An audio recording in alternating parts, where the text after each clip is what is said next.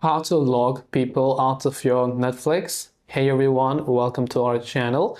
Today we're going to learn how we can log people out of our Netflix account, so just make sure to watch this video till the end.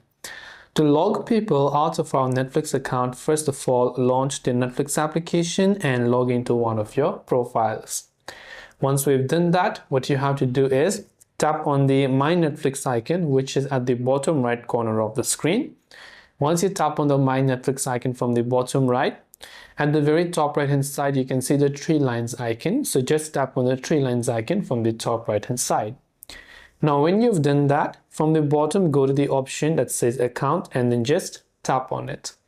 Then when you go to the account option, you will just land on this page where we have to just scroll down to the bottom, and under security and privacy, you can see there, it says sign out of all devices. So that's exactly what we want to do.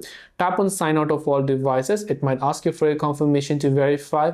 And once done, you have successfully logged everybody out of your Netflix account.